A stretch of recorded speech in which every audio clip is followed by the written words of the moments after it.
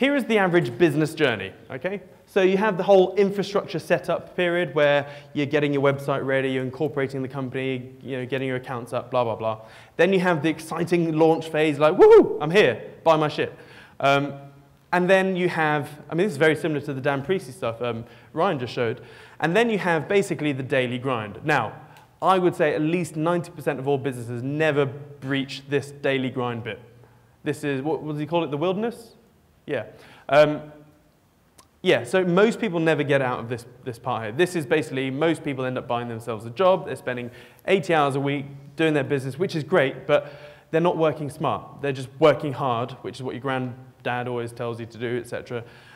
And then those that do manage to break out of it, they're like, yes, making some moolah. And then it's a case of scale and then maybe exit.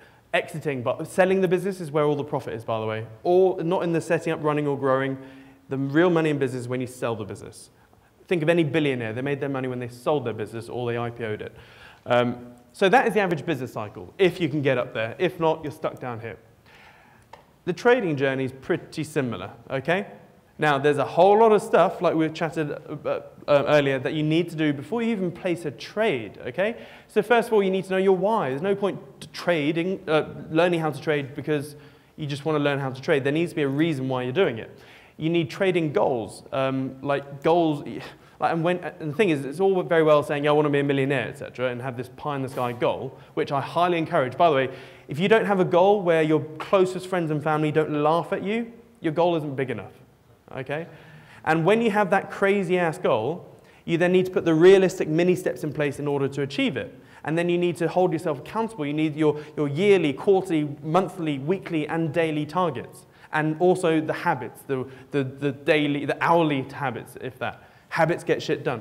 So you need your trading goals. It's exactly the same as business. You then need the 5 M's of realistic trading. That's what the realistic trader is all about. And that is either the 2-day workshop at my house or the online course. We go through the 5 M's. I'll show you what the M's are in a bit. So this is basically doing, like, I don't know, a course of some sort. And as I said, you can't be a great trader after doing a course, okay? I'm probably the only trading educator that says that. I'm like, do my course, you will not be good after it. Because the only way you'll be good at trading is when you incorporate the whole picture, not just looking for the entries. Daily habits, disciplines, yep. Risk procedures, loads of risk procedures you need.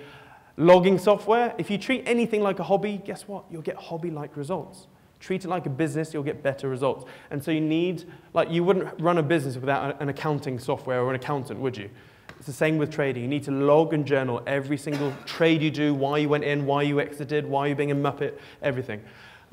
You need your stats. Like, you cannot be a good trader without knowing your stats. What's your R multiple? What's your hit rate? How many trades you place? What's your Sharpe ratio? Like, all these scary stats. You need to know them. You really do.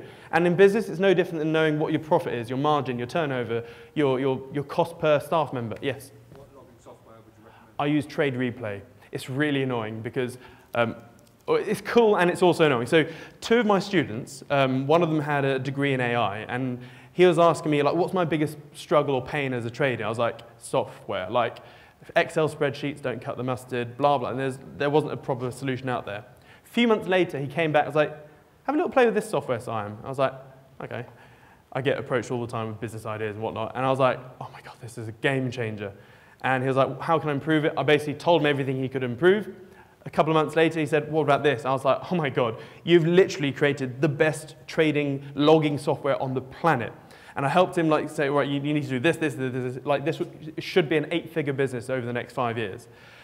He won't sell me any of his equity. I want to buy into the company. I was like, let me buy half your company, please. Name a price. And he was like, nah. I'm like, God, sorry. So, yeah, so I recommend using Trade Replay. And if you do join, just say, if you need an investor, you know someone. Yeah, you need celebration milestones as well, because trading is a long and boring game. Boring trading is good trading. So what you need to do is actually have some celebrations. Like, if you've lasted a whole week without breaking your risk parameters or habits, treat yourself to dinner, whatever it may be. Even when you make your first, I don't know, a couple of £1,000 or whatever, actually just withdraw it and buy yourself something nice. Because I remember the first 6 years of trading, I had nothing to show for my trading. And so one of the first prizes I made, I bought a Breitling.